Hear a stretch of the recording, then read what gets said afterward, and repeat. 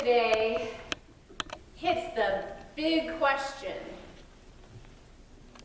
Why do bad things happen to good people? This is a question that's been around since the beginning. This is the reason why many people don't come to church. This is why a lot of people struggle to believe in any God or adhere to any religion. I've had this question before. Have you? I mean, when 157 people perish in a plane crash, are we supposed to wonder if they were sinners and that's why God was punishing them? When 49 people are shot and killed while worshiping, was it because they were sinners? When 6 million men, women, and children were murdered because of their faith, was it because they were sinners? When 74 cities and 65 counties are underwater in Nebraska, is it because all the Lutherans there are sinners? When 1,300 people are wiped out in a tsunami in Indonesia, is it because they were all sinners? When fires destroy entire communities, is it because all the people in paradise were sinners? When people are gunned down at malls, in the movie theater, in their workplaces, in their places of worship, in their school classrooms, is it because they were sinners? When children are diagnosed with cancer, when young adults die from the flu, when musicians go deaf and artists go blind, is it because we are all sinners? I think sometimes we have this tendency to blame the victim. We see it throughout the Old Testament as the writers try to find justification for these things that have happened. In the story of Job, Job has lost everything, and his friends sit him down and ask him what he did to tick God off. And in today's gospel, where apparently Pilate, in his terrorizing way, has murdered a group of Galileans, and then a tower or a wall fell and crushed and killed 18 more people, the group gathered around Jesus asked him, what did they do to get God so mad at them? Other places too, when a man was born blind, they asked Jesus who sinned, his parents, or did he sin while he was in utero?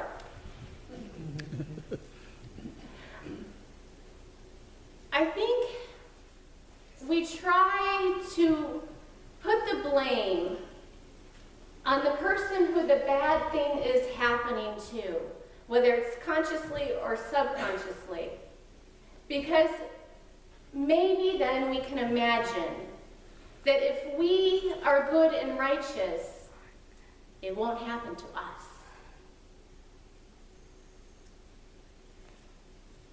Sometimes we use other faulty theology in trying to solve this question.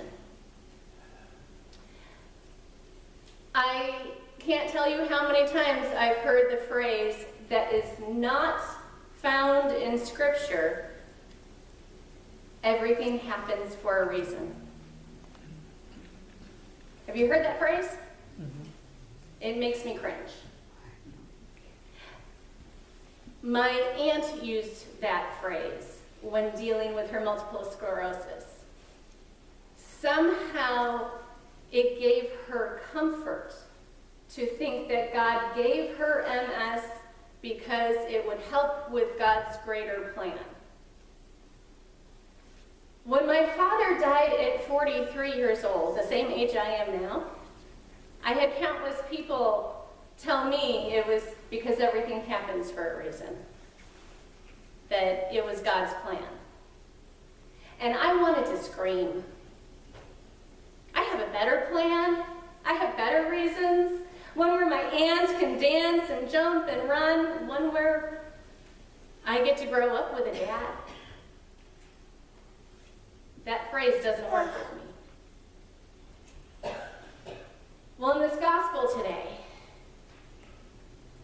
people surrounding Jesus want to know what's going on. Why are these bad things happening? Is it because they were such great sinners? And Jesus is pretty clear. And he says, no. They didn't sin any more than any of you. That is not how God works. And you are asking the wrong question. The question isn't why bad things happen. It's when they happen.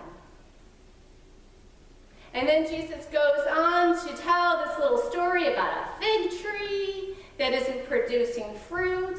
And I think often we get this idea that God is the one who wants to cut down the tree because it's not producing. But I believe that God is the gardener who wants to help that tree grow, who's not giving up on that fig tree.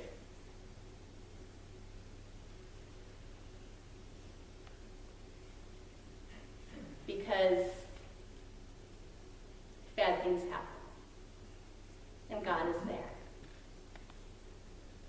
And as I hear Jesus' story, I think we're all a little bit like that fig tree. Maybe more so, we're like little seeds.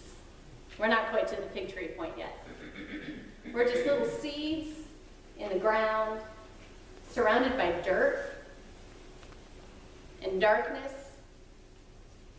And we're used to it. And then manure happens. We're going about our day, and this manure just comes at us. You ever feel like that? Mm-hmm. Well, I refuse to believe in a God who takes any delight in throwing manure on us. It's just that when cows eat, manure happens. It's the way it is. And some of us have days, weeks, months, years where we feel like we're wading in the manure. And some of us don't appear to have that much manure on us. But don't be fooled. Some of us are just better at covering it up than others. We use a little bit more aerosol spray.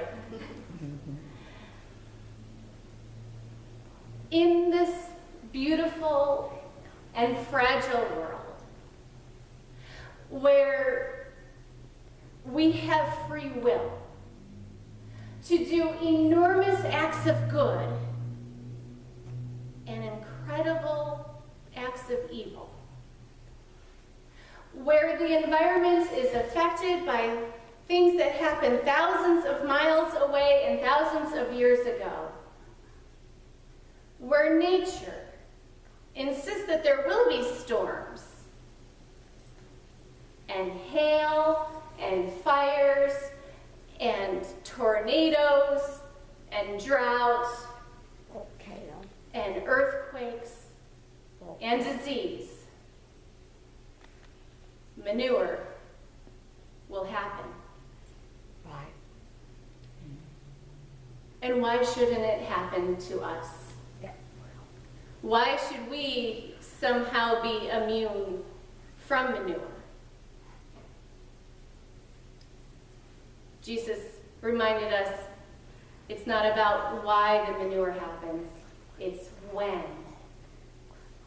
And we trust that when the manure happens, Jesus is there with us. And he brings the sunshine and the baptismal waters and turns that manure into fertilizer. God doesn't cause the manure. God doesn't want the manure. But God transforms the manure into something that can make us grow stronger and better. And we all need to be prepared to be stakes in the ground so that when manure happens near us, we can lean on each other to help each other as we grow up and out of it.